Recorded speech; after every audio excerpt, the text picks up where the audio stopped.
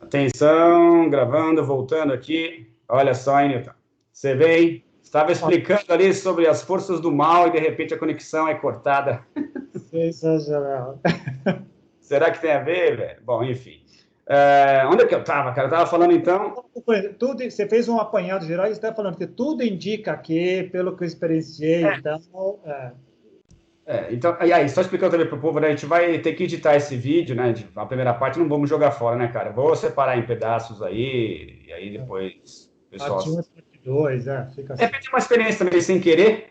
Vamos ver se o pessoal acha melhor dividir assim, de repente, mais curtinho também, não sei, cara. Vamos ver, vamos experimentar. Mas é isso, cara. Então já havia esse conceito, essa forma de ver a realidade na Missão Rama do Brasil, lá com o pessoal de Minas, né? Já havia isso. E eu tive muitas dificuldades em aceitar a princípio, né? Foi um choque de realidades muito grande, né? Para o meu estilo de vida, a minha forma de enxergar as coisas, não batia com isso mais nem a pau, né? Então demorou um tempo até eu conseguir fazer com que isso abaixasse a poeira, né? E começasse a tentar entender a coisa por esse lado, né? Então, realmente, hoje em dia, eu acredito que existem realmente, de fato, coisas desse porte. Não só por causa disso que eu mencionei agora, tá? Mas outros eventos que depois, não vou mencionar todos aqui, mas outros eventos que ocorreram em outros momentos também, que me fez pensar de que havia realmente algo externo a mim tentando me prejudicar. Isso, para mim, ficou bem caracterizado, sabe? Então, hoje eu penso diferente, eu acho que realmente é possível que haja, assim, essas forças, essas energias, esses seres, essas criaturas, seja lá o que for. E o que eu ia falar, agora eu lembrei também que eu ia falar, que eu acho que é interessante, é que a coordenação da Missão Rama do Brasil acredita que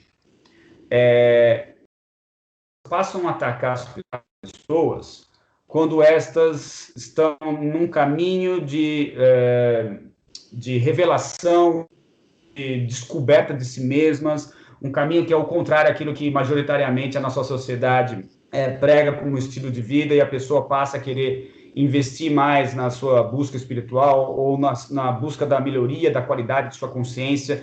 Aí você passa a ser uma pessoa visível para esses seres, né? Passa a ser uma pessoa, opa, o que esse cara está querendo, né? Fazer as coisas de um jeito legal aqui, isso não é legal, não. E aí elas passam a te atacar, tá? Então, porque a alegação é de que, assim, quando você está, assim, num estado de mente confusa e você participa do caos de uma maneira como a maioria das pessoas fazem, você não representa nenhuma ameaça. Então, tipo assim, você já está na lama, entendeu? E a partir do momento que você passa a falar, não, peraí, as coisas não são bem assim, eu acho que existem leis maiores da vida, não é isso, né? Eu não estou nessa matrix aqui à toa, existe algum sentido para as coisas, aí você passa a representar uma ameaça para eles. Tá? Então, é mais ou menos isso. Eu não sei se eu te expliquei convenientemente. Não, acho que foi legal. Bom, para deixar bem claro, a ideia sempre é, por causa da nossa amizade, porque eu prezo muito como você pensa, eu queria ver por quê. Porque justamente uma das partes que você falou que era a importância do estar atento, a prestar atenção, é uma coisa, por exemplo, que eu não faço e que eu acho que eu preciso fazer. Por quê? Porque eu fui para um outro espectro, fui para um outro lado que eu tenho muita dificuldade em aceitar isso hoje, aceitar que existe esse mal consciente, né? Então, eu acho que eu preciso voltar um pouco, porque eu sei que a montanha da minha ignorância é muito maior do que o meu monte de conhecimento. Então, a gente se ajuda por causa disso, né? Contando um pouco do como é que eu pensava e como é que eu penso hoje, igualzinho, essa dicotomia cravada na religião e cravada na sociedade, bem e mal, certo e errado, e o caminho da luz e o caminho das trevas, sempre vivi na adolescência, com medo, sempre temerário, muito medo da religiosidade, eu nunca tive religião muito forte e tal, mas essa coisa e eu me achava um menino pecador, não era um bom filho, não era um bom irmão, só era um bom aluno e um bom jogador de futebol, o resto era mal em tudo. Então, eu ia arder no inferno. Então, no catecismo mesmo, eu achava que era uma fraude, enfim. Mas consegui sobreviver. Quando chega em Rama, que foi a minha linha iniciática, falava-se nisso, mas a ideia era menos. Eu abracei a ideia da consciência, da evolução consciente positiva, fechei os olhos para o resto e fui embora. Tanto é que eu sou aquele cara, e aí, se o Diego e o Luiz Tadashi estiverem assistindo outras pessoas, eles vão lembrar disso. Eu sou o cara que mais reagia à ideia de que não confederado é ser negativo. Eu reagia terminantemente, eu usava tudo quando era artifício. Eu falava que nem todos os países são membros da ONU, mas eles não são necessariamente ruins, nem todos os clubes, as seleções são membros da FIFA, mas não é porque eles são ruins. Eu tentava usar esses argumentos antropológicos e humanos para justificar que talvez não existisse isso. Até hoje. Eles viam com a história dos humitas, eu mostrava o quanto tinha de fraude, e os baixinhos cinza, os baixinhos cinza são ruins, eu mostrava casos que os baixinhos apareciam com os grandões da nossa turma, enfim, resisti muito tempo. Por quê? Não sei, eu achei que eu fui moldando a minha cabeça nesse sentido. Né? Eu criei uma analogia, que é a analogia da mariposa, isto é, as mariposas como são esses seres que, onde elas veem luz, elas vão para a luz, não são necessariamente ruins. Talvez essas criaturas inconscientes vão até a luz, você é um ser de luz, quando você está na cama, talvez você seja um ser de luz, a coisa vai em você para chupar energia, não necessariamente porque seja ruim. É assim que eu via, né? O que eu fiz? Como eu já conversei com você, não sei se foi numa das conversas que a gente gravou, uma das muitas coisas que eu aprendi com o meu grande mestre de rama, Jorge Trócoli, do Uruguai, é presta atenção no universo e que as coisas vêm e colam para você. Então, eu fui indo, muita coisa ruim acontece comigo, me sinto um cara super privilegiado, então, não sei se eu vou jogar uma zica aqui, mas até agora a minha vida é extraordinária, é fantástica, não me sinto ameaçado por nada e as coisas caem no meu colo. Então, a ideia que eu fui formando foi um pouco diferente. Né? Qual que eu... Deixa eu tirar o telefone daqui. O que eu pensei? Primeiro, eu fui estudar um pouco para sair um pouco da parte da religião, da parte espiritualista, para ver se tinha alguma coisa na nossa evolução que pudesse explicar alguma coisa. Por quê? Porque existe mal na natureza. Quando um leão lá no Serengeti ataca um gnu, ele é mau? Puxa, não é. Todo mundo é unânime em afirmar que tira nós do cenário, a natureza ela é equânime. Não existe um grupo de leões que fala assim, vamos assassinar a manada de gnus friamente. Isso não existe na natureza. A natureza tira de nós, ela é um equilíbrio constante. A gente não vê mal na natureza. É ou não é? Você congelou aí, Roberto. Não me diga que você saiu. Voltou? Atenção, ficou meio estranho aqui. Voltou? Eu estou te ouvindo. Voltou? Estou te vendo. Voltou? Voltou. Tá. Então, acho que é consenso que na natureza não existe bem e mal, existe um equilíbrio dinâmico, né? Sempre foi. A gente é que entra e atrapalhou um pouco. Aí vem a primeira pergunta que eu me fiz. Puxa vida, mas nós não somos produtos da natureza? Sim. Então, por que nós somos diferentes? Aí eu fui atrás. E fui começar a pesquisar. Aí tem duas vertentes que eu achei legais, que eu fui pesquisar, que eu achei interessante e que eu estou desenvolvendo ainda. Puxa, dos primeiros hominídeos lá até hoje, imagina 2 milhões de anos de condicionamento do seguinte sentido. Eu e os meus contra o resto. Eu tenho que lutar para sobreviver. Então, primeiro eu sozinho, depois eu e minha prole, aquela história que a gente já falou. Egocêntrico, etnocêntrico, meu grupo, e todo o resto é outros. É nós contra os outros. E os outros é tudo. Tigre de dente de sabre, coiotes, o diabo e outras criaturas iguais a mim. Todos são outros. Tá? E nós vivemos condicionados com isso durante 2 milhões de anos. Até recentemente, nas últimas dezenas de milhares de anos, o neocórtex veio o Homo sapiens, para se adaptar nesse momento. Não deu tempo para a gente chegar e poder se conformar com o nosso adversário. Não é mais o tigre de dente de sabre, não é mais a escuridão, não é mais outras coisas, mas ainda ficou aquela pecha condicionada de que aquele que tem uma cor de pele diferente de mim é outro, aquele que veste uma camisa diferente da minha é outro, aquele que prefere um Deus diferente de mim é outro. Pecha a gente não conseguiu ainda tirar. Então, eu acho que um pouco a gente traz da parte evolutiva da coisa. Esse é um ponto. Segundo ponto que me ocorreu, eu estava lendo O Fantasma da Máquina, um livro muito legal, publicado em 1967 nos Estados Unidos, 69 aqui, do Arthur Koestler, que eu não conhecia, conheci pelo Ken Wilber, que disse que foi ele que criou o termo Holon. ólon, a partir de holos, do grego, todo, e on, partícula, elétron, nêutron, então ólon, que é aquele elemento de qualquer hierarquia que é ao mesmo tempo parte e todo. Fui atrás do livro, achei o livro, li todo o livro. O Fantasma da Máquina. Putz, genial. O conceito de ólon é no capítulo 3, mas, ao contrário do que eu pensava, é muito importante, mas é o menos legal desse livro. O mais legal desse livro é a tese básica do Custer é o seguinte: a evolução falhou conosco, seres humanos. Uau! Como falhou conosco? Foi tão rápido o nosso processo, segundo ele, que onde é que começa e termina tudo, o universo, tudo que é fascinante do mundo? No cérebro. Segundo ele, a gente trouxe durante a evolução o cérebro reptiliano que está lá, que capacidade instintiva. Depois veio um outro acoplado nele, o límbico, que é toda a parte emocional. Veio o córtex, que a gente compartilha com todos os primatas. E nós, os sapiens, temos o neocórtex, que é essa partezinha que é recente. A evolução, teoricamente, deveria dizer, o mais recente domina os demais. Então, a gente teria que ser seres racionais. Mas, assim, a gente não se comporta racionalmente. A gente, segundo Kustler, aí eu teria que verificar se isso é verdade, só nós e alguns tipos de formigas e alguns tipos de ratos somos capazes de assassinar um outro membro da nossa espécie. Nenhum outro ser vivo do planeta assassina ou escraviza ou faz alguma coisa ruim com essa maldade que a gente tem. Por exemplo, quando o macho alfa está querendo disputar lá o harém dele e vem um adversário, esse adversário vem, há uma luta, e normalmente quando o perdedor admite que perdeu, ele não mata, ele não morre, ele se afasta, respeita-se. Na maioria das raças, espécies, tem até uma espécie de código. Olha, ele virou de barriga para cima, ele reconheceu que perdeu, acabou. Assassinar, criar campo de concentração, vilipendiar como nós, puxa, só nós. Então, segundo... Diga. Não, eu ia falar que os leões machos, se eles dominam eles acabam entrando numa área que você tem lá, já tinha um felino, ele passa a ser o macho alfa, né? Porque ele, na briga lá ele acaba vencendo.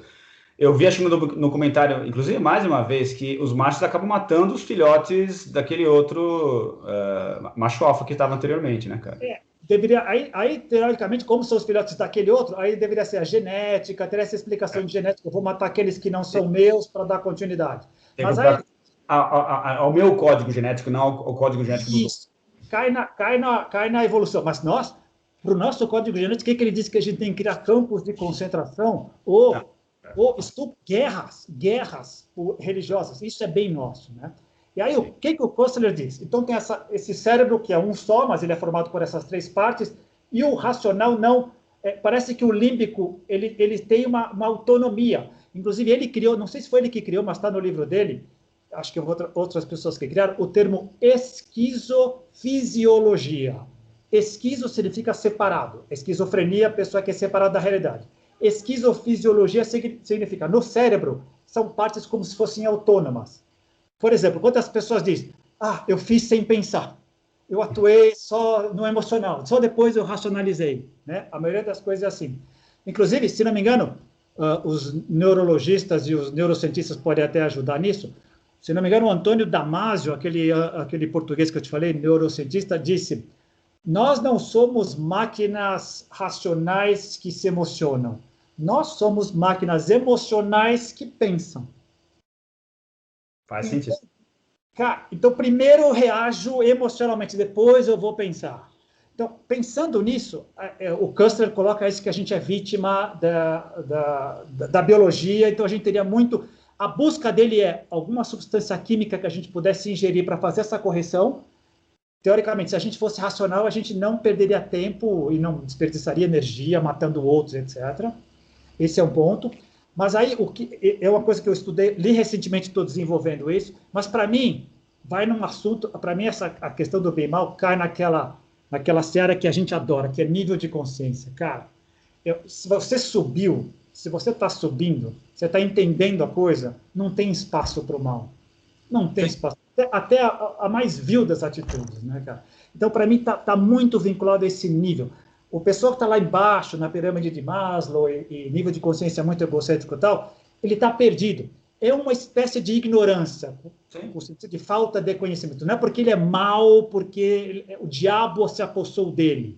é porque ele não tem ideia, ele se sente ameaçado. De novo, outra palavrinha mágica que a gente também viu, aprendeu a dar outros contextos dela graças ao Thomas Campbell, o medo. O medo faz a gente querer eliminar o outro, fazer mal ao outro, puro medo, puro desconhecimento. Então, eu tenho muita dificuldade dessa coisa. Para mim, é nível de consciência. E, assumindo aqui, poxa, o tal, o Brahma, o profundo, o mal vem dali? Não, vem tudo dali, mas na volta, a gente vai se purificando, a gente vai entendendo que não é só parte desse jogo, parte dessas equações que estão aqui. Para mim, não, a dificuldade, acho que eu encontrei a palavra, a dificuldade de encontrar consciência. Evolução consciente negativo, é isso que eu reconheço publicamente, que eu preciso trabalhar para ver se eu entendo. Que assim, que nem, por exemplo, nesse caso, por exemplo, uma pessoa que, num campo de concentração, por exemplo, os caras sabiam o que eles estavam fazendo, né? Então, é consciente no sentido assim, eu vou prejudicar mesmo, e assim, eu sei que eu estou prejudicando, né? Mas a questão eu não estou nem aí. Então, sabe? Então, nesse sentido, a consciência de que assim, você sabe o que você está fazendo, você sabe que vai estar prejudicando aquela pessoa, mas, porém, você, sabe, continua, porque você acha que tem algum fundamento naquilo, independentemente do sofrimento alheio, independentemente se você vai matar aquela pessoa, não interessa, é você que está com as rédeas da vida da pessoa nas suas mãos e você vai tomar uma atitude em relação a isso, né? Mas nesse caso, eu concordo com você com a ideia de a pessoa ter consciência, com a ideia de conhecimento, mas Sim. o nível... Porque, como a gente conversou na semana passada, no livro da Hannah Arendt, do Eichmann em Jerusalém, da banalidade do mal, o cara entrou numa pirâmide, numa hierarquia em que ele está lá embaixo, em que ele está convencido de que, na verdade, ele está fazendo bem. Aquele judeu, ele não merece viver. Ele não reconhece que aquela criatura merece estar viva. Isso é o nível de consciência aqui embaixo muito, né? Se ele sair dali e olhar, quantos deles saíram e olharam depois? Cara, onde que eu estava com a cabeça? Né? Onde que eu estava nessa hierarquia que não tem ideia. Atrelado ao conceito de ignorância mesmo, né? E sabedoria, né? Que é uma coisa que está presente também no livro Os Semeadores de Vida, né? Justamente entre os extremos, né? Você tem a ignorância absoluta, a sabedoria absoluta, e entre esses dois extremos aí uma infinidade de possibilidades, né? E a coisa ela é bem gradual, ela não é assim um clique, né? Você aperta um botãozinho ou é ligado, é desligado. Não é assim que funciona, né? É uma aquisição de consciência progressiva que vai te tirando aos poucos dessa zona de ignorância, né? Então, assim, é uma coisa a ser conquistada, e no meio desse caminho aí, coisas ruins podem acontecer, coisas boas podem acontecer, porque né, até amadurecer. Então, acho que é muito mais fluídico a coisa, né? Não é tão assim separadinho. Né? Bem colocado. Inclusive, nesses dois extremos que você estava falando, me veio a imagem, inclusive, das hierarquias, né? Desde as hierarquias angelicais, anjos, arcanjos, serafins, serubins, potestades, e vai embora, e as hierarquias do Beelzebub, lá, toda a turma do El, Beelzebub, como é que era? Beelzebub. Tinha Satanael. Toda aquela turma lá né? Enfim. Que é uma lenda, e isso também está no livro dos Semeadores de Vida, né? Que falava justamente de que esse anjo caído aí, na verdade, era um ex-confederado, né? Exato. Então... Inclusive, bem colocado, você me fez lembrar uma coisa. Quando eu estava, nas minhas incursões, que eu passei muito tempo visitando os grupos de Rama lá fora, que tinha a linha não plano piloto, linha do Sixto, essa questão do bem e mal é muito forte, muito forte. Uma parte dos trabalhos que eles fazem em reuniões e em campo de orações, inclusive, a grande invocação, tal, com essa ideia de orar e fazer cúpulas planetárias, tal, porque os não confederados de um mal em geral, inclusive eles acreditam muito num mal institucionalizado, tipo inferno, criaturas ruins, eles acreditam nisso, que estariam atuando também, é bem forte, eles fazem esse trabalho. No Compacto Interdimensional, se não me engano, no terceiro livro do Sixto, ele coloca um pouco disso, daí, a maneira como ele vê, e o Carlos nos Semeadores fala um pouco disso também. Enfim, eu preciso pesquisar mais, que eu reconheço que talvez eu não queira enxergar uma coisa que está aí, mas A gente percebe que existe, me parece, uma caricatura em relação, ou olhar para toda essa questão de uma forma simplista, como a própria religiões fazem, né? Então deixa tudo muito simplista. E é legal que tem uma definição dentro dos Semeadores de Vida também, não sei se você lembra, provavelmente você vai lembrar, dizendo que, na verdade, essa questão do bem e do mal parte de Deus, tem que partir de Deus, né? Porque mesmo Lúcifer, mesmo no sentido cristão, é uma criatura, né, criada por Deus, né? Então, que na verdade é uma grande ilusão isso daí, porque é simplesmente a representação da ignorância e da sabedoria, né? Então, assim, Deus também está presente no mal, porque aquela criatura faz parte de um plano para que fosse executado, né? Então, assim, achar que aquela criatura se rebelou contra Deus, sem que Deus soubesse disso, né?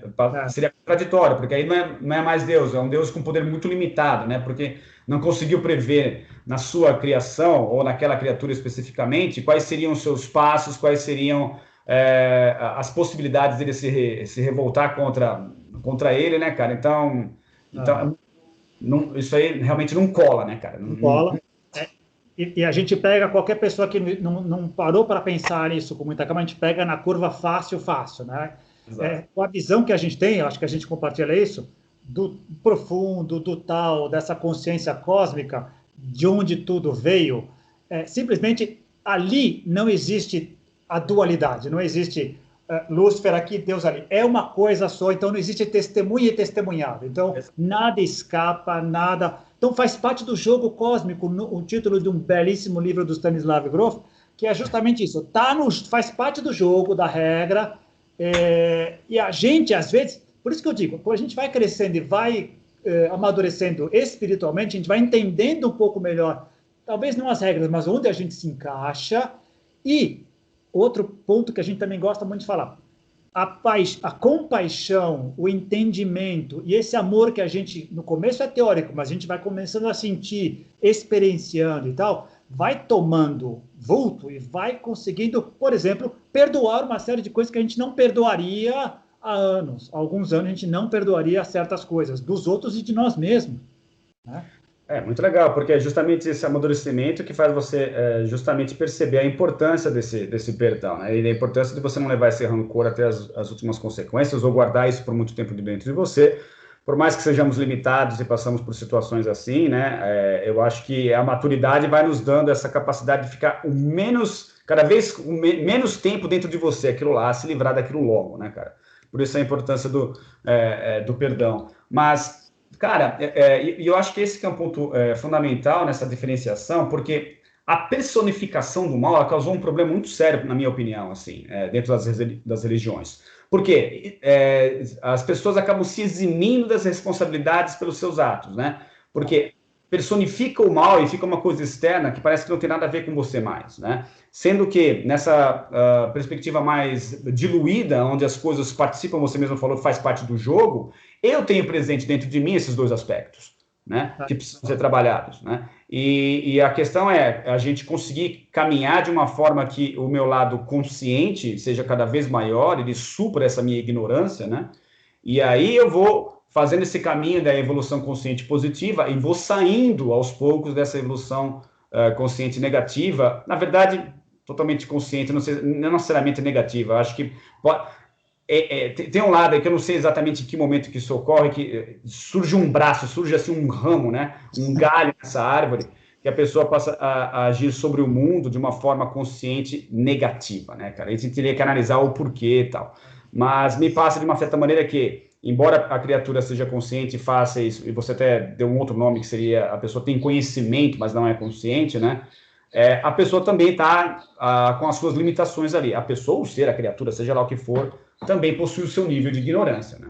Ela não saiu dessa condição ainda, né? Se ela tivesse saído, né, ela optaria por agir de acordo com as leis da vida, de acordo com as regras que o profundo estabeleceu e trabalhar a favor e não contra. Não, você tem toda a razão. Mesmo a gente que está trabalhando, a gente consegue olhar para trás e consegue ver o quanto a gente caminhou, a gente já conversou sobre isso, e a gente vislumbra o tamanho da escadaria que tem ainda para ir e tal, e sabe que falta muito ainda. Mas, eu costumo fazer essa analogia também. Lembra daquela criatura, o alien do Oitavo Passageiro? Sim, claro. Eu sempre digo que a gente tem um alien dentro, que ele costuma vir para fora quando a gente está, por exemplo, dirigindo, aqui em São Paulo. Eu chamo isso a emergência de um vulcão, né? O bicho vem e tal. e eu consigo lembrar momentos claros da minha vida que o bicho vinha e eu não tinha a mínima condição de controlá-lo. A mínima, nenhuma. Né? E eu vejo hoje que, às vezes eu percebo a coisa vindo lá embaixo, e eu consigo já me preparar para brecá-lo antes dele chegar. E às vezes ele vem até aqui na garganta, eu consigo pará-lo aqui. E às vezes eu consigo parar ele momentos antes. Me veio agora uma imagem que é muito interessante, eu não vou me lembrar agora, que seria o seguinte, nessa parte evolutiva, o ideal seria que fosse, eu não vou lembrar agora, eu não vou lembrar agora, que seria que esse controle fosse inconsciente, que eu não precisasse nem ter que me lembrar que o bicho está lá. Se o meu trabalho espiritual fosse tão bem feito, a ideia é a seguinte, no começo, o estágio mais básico, eu não sei que o bicho existe, ele vem tomar conta. Eu só sei o estrago depois. Sei lá, a minha mulher fez uma coisa errada, eu vou lá, grito com ela. Só depois, mas por que eu fiz isso, se ela não teve nenhuma intenção? Esse é o primeiro estágio, mais rápido. Segundo estágio, o negócio está vindo, eu percebo que está vindo, mas não consigo perceber, não consigo frear. Eu falo, me arrependo logo em seguida. Eu percebi.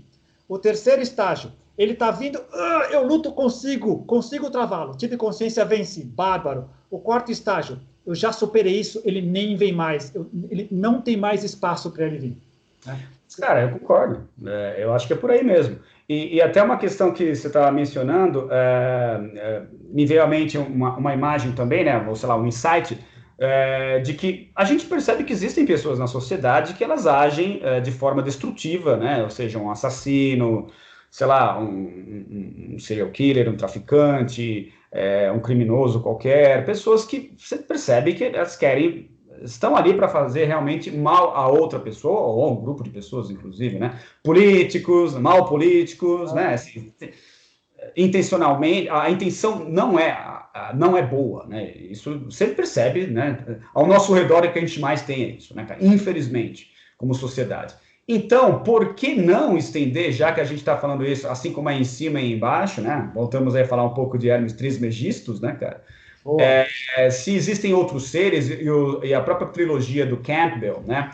My Big Toe lá, ele menciona sobre essas imensas possibilidades que a gente tem, né? Além da questão física, que o universo metafísico é muito maior. Por que não haver essa continuidade em outros tipos de criaturas que não se encontram aqui presentes, ou visivelmente aqui para nós, mas poderiam estar causando algum nível de influência, né? Sabe, então... Nada impediria que isso acontecesse. Muito bem colocado, você me fez refletir isso. No nosso mundo aqui, essas pessoas que... Primeiro, queria concordar com você antes. Eu acho que um dos muitos males que a gente tem é essa terceirização da responsabilidade. Que é bom enfatizar isso, que eu acho que é um dos males. A gente tem que assumir essa coisa.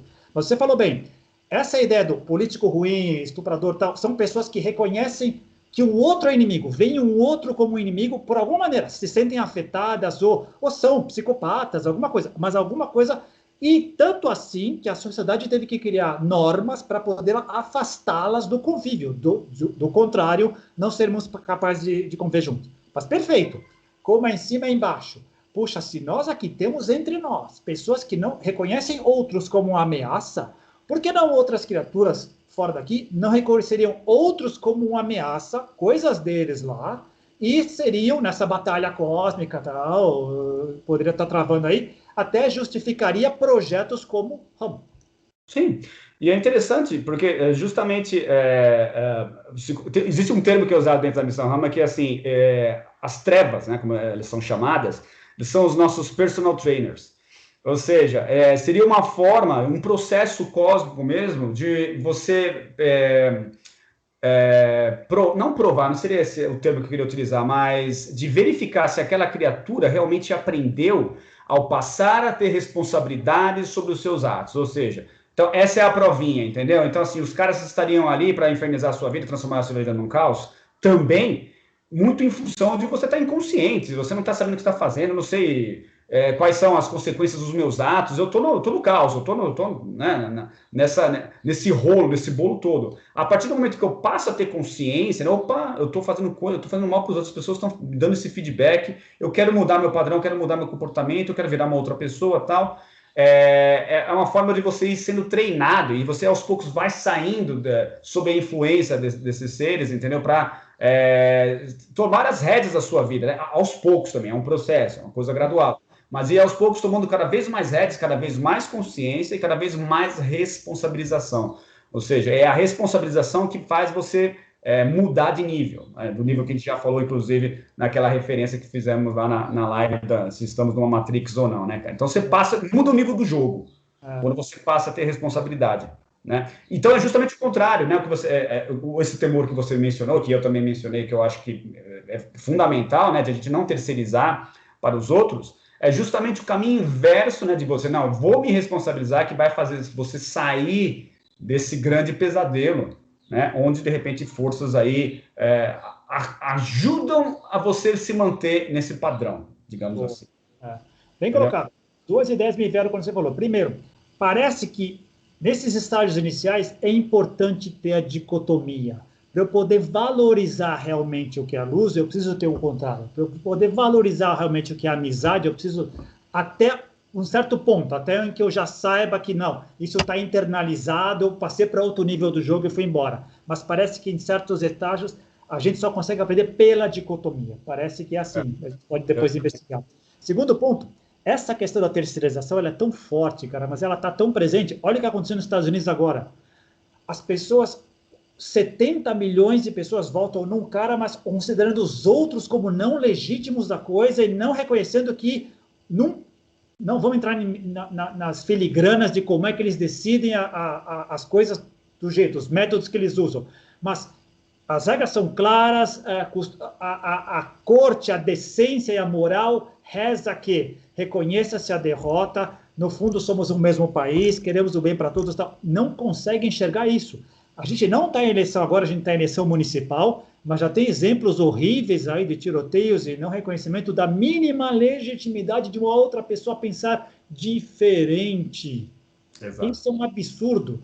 Isso é loucura. Isso é muito de lavagem cerebral, é muito daquela coisa férrea, assim. Aí, de novo, dá para chamar um ser desse de racional? Dá para dizer que uma pessoa dessa está com o neocórtex no comando da pessoa? Não dá. Se o neocórtex estivesse no comando, ela jamais agrediria um cara só porque ele está com uma camisa de cor diferente. Ele jamais faria isso, cara. E esse é o problema de todo o caos que vivenciamos, né? Porque onde a desinformação, muito infelizmente, está imperando. Ao invés a gente tinha essa visão, digamos, romântica, né, de que a internet ela democratizaria o conhecimento, a informação, etc. Mas, muito infelizmente, estamos vendo que, não sei se a maior parte das vezes, teria que fazer uma pesquisa muito ampla para ver, analisar de fato, né, cara? Mas a impressão, pelo menos, que me dá, que com o advento das mídias sociais, é de que é a desinformação que está ganhando, cara, infelizmente, né? Então, esse caos, essa confusão, porque desinformação é isso, né, cara? Gera caos, gera, né, confusão. Não dá para acreditar mais nem nesse, nem naquele, né, cara? Agora tô tendo o caos e a confusão está sendo provocado por um bando de maritacas, cara, que estão lá da minha janela aqui. Não sei se você consegue ouvir. Consigo, mas como nós falamos, isso não é bom nem ruim, essa é a natureza. A natureza, ela está acima, ela transcende a coisa. Mas bem colocado, por que o caos está imperando? Primeiro, vamos reconhecer, algumas pessoas da sua área querida de marketing souberam entender como a sociedade funciona e souberam criar mecanismos para que isso se perpetuasse. Vamos reconhecer, está muito bem feito. Ponto 1. Ponto 2. Eu acho que eu te recomendei esse livro, que é o Everybody Lies, que é Todo Mundo Mente, de um cara que analisou o Google e as perguntas que as pessoas, as pesquisas que as pessoas fazem no Google, teoricamente privadas, ninguém está olhando, então elas fazem lá, que revela muito mais do que as pessoas realmente são. E aí você vê, cara, que uma coisa é o que as pessoas mostram nas mídias sociais. Outra coisa é todos os fantasmas, todo o trauma, toda a angústia que as pessoas sentem e fazem a pesquisinha delas e estão ali. Felizmente, poucas pessoas têm acesso ao conteúdo original da pessoa, mas o grosso está lá. E a gente no fundo, nós somos criaturas ultra paradoxais. Sim. E a maioria de nós lá embaixo, e reconhecendo que o sistema límbico muitas vezes nos domina, a gente cai nessa armadilha de agir emocionalmente sem usar esse mínimo racional. Fica no discurso falar, somos todos somos todos humanos. fica no discurso quando mexe na parte emocional, mexe naquilo que me toca, que está mal trabalhado. Eu costumo dizer para os meus amigos psicólogos, todos nós somos psicóticos. A diferença é o nível. Todos nós somos psicóticos. Né? Por quê? Porque, inclusive, o próprio Stanislav Grof, que já comecei a ler O Caminho do Psiconauta, aliás, genial. Vai ser inevitável criar um papo só sobre esse livro. Esse livro não, é uma trilogia também, não é? São dois, mas dois catataus. E eu já tinha uma parte do jogo cósmico, ele fala das matrizes perinatais. Basicamente, a psicologia diz o seguinte: nós somos formados por o que veio depois do nascimento, nasceu e aí começa o nosso drama e o inconsciente que nós temos. O Grof fala, não, na parte perinatal, enquanto a gente está lá, tem muita coisa rolando, tem muita coisa que a gente traz lá, e o próprio processo de nascimento traz uma série de traumas, né? Então, imagina, se a gente é isso, se a gente é esse poço, é muito difícil desconectar, é muito difícil trabalhar isso na vida. A gente traz coisas que estão lá. Eu fiz uma respiração holotrópica que eu vi uma coisa dos meus pais que mudou meu entendimento, um trauma que eu trazia há 54 anos. Caramba. Uma experiência. Então, imagina quantos de nós não trazemos. Então, é muito difícil. E quer pegar, aí eu vou brincar agora falando de um extraterrestre, e quer pegar 7 bilhões e meio dessas criaturas e fazer conviverem bem nessa grande ratoeira linda, maravilhosa que é o planeta. Não dá, não tem condição. Não tem condição. Nesse nível não dá. Nesse nível não dá. Mas aí você percebe também que tem muito nisso, ainda voltando um pouco à questão do bem contra o mal, né, cara? De você projetar, você mencionou inclusive agora a eleição, de você projetar no outro, né, o inimigo, né? Então, isso fica bem caracterizado. A polarização, né, cara? Muito infelizmente, né?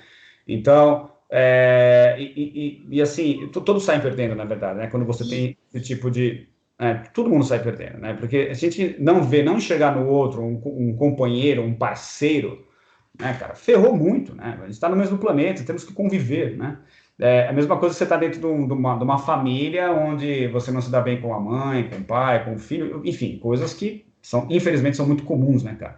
Joga isso para a sociedade numa escala muito maior e a gente só projeta essa coisa que a gente vive dentro de nós, né, numa escala individual, a gente projeta isso para a sociedade, né, e continua, né? Então, essa questão do bem contra o mal, muitas vezes, ela acaba ficando simplista no sentido de que externaliza uma coisa, terceiriza isso para os outros, né? Mas eu acho que, inclusive nesse nível intrauterino, por exemplo, também, a gente carrega muitas mazelas que fomos adquirindo dos nossos pais, medos que fomos, né, acabou nos influenciando de uma certa maneira, padrão nosso, né, padrão de comportamento.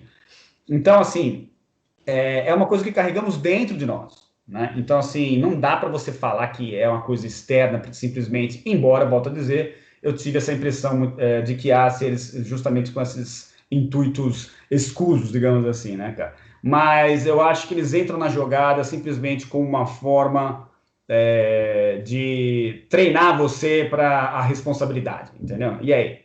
Vai ser responsável ou não vai, né? Tipo assim, vai tomar as rédeas da sua vida ou não vai, né, cara? Então, aí faz sentido para mim, entendeu? Se não for dessa forma, aí fica realmente muito esquisito, porque parece que você tá ali, né, uma marionete, né, à mercê de forças que estão além de nós, né, cara? Então, isso que eu ia falar, é uma interpretação que você dá hoje que talvez com o teu crescimento você possa interpretar de outra maneira. Sim. Uma coisa que a gente pode garantir hoje, que talvez não mude, tem um papel a desempenhar neste jogo.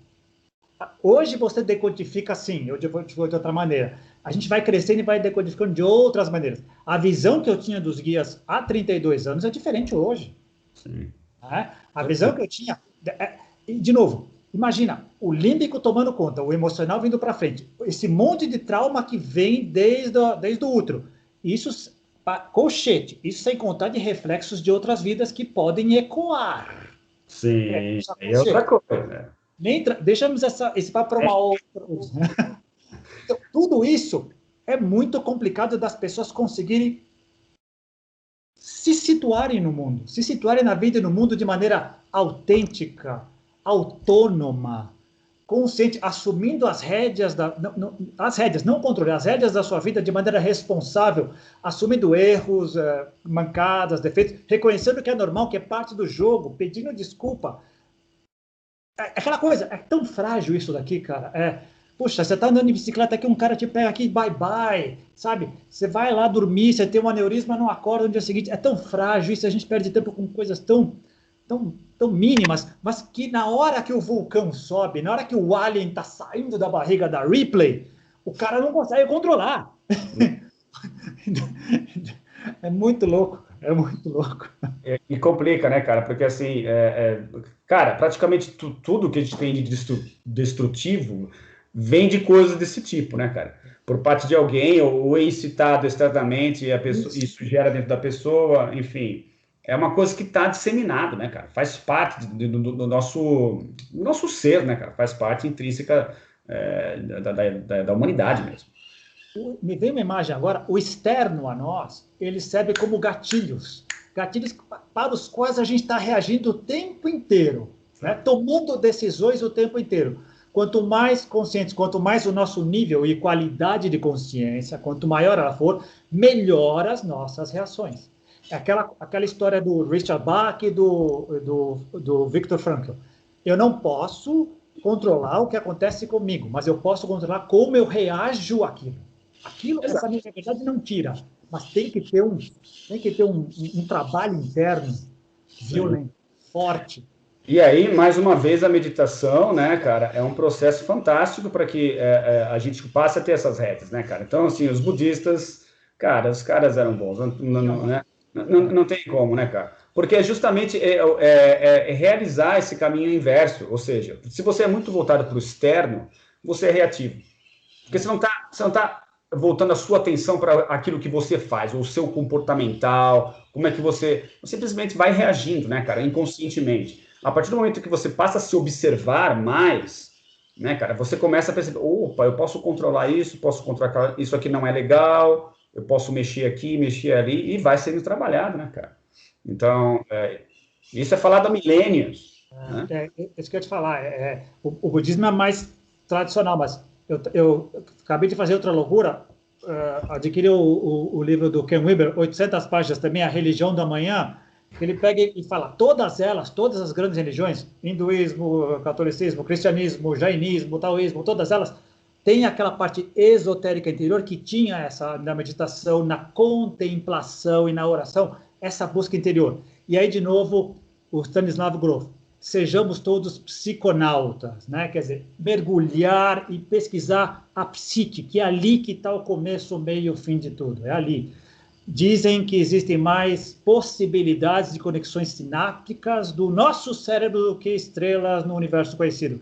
Então, o potencial é gigantesco, mas está tudo ali, né? O bem e o mal estão aqui, né, cara? Exato. No final das contas é isso, cara, né? A questão do bem e do mal, ela não é externa, ela é interna, né? Lógico, se manifesta no mundo exterior porque as pessoas agem, né? As pessoas agem sobre esse mundo, mas isso é um reflexo de algo que está dentro delas, né, cara? Então, não tem por onde, né, cara? Então, cai por terra toda essa questão da personificação do mal, né, cara? Que é mantido à força por algumas religiões aí, lógico, por puro interesse, porque aí elas conseguem manipular melhor as pessoas, etc.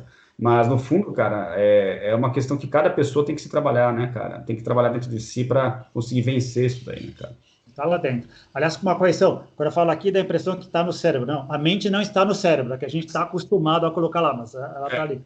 Mas é por aí. Na verdade, o bem e o mal estão na gente e a gente vai trabalhando e vai vivendo. Agora, imagina, uma população inteira desse planeta conseguir ter esse tipo de conversa, conseguir reconhecer isso, conseguir fazer esse trabalho.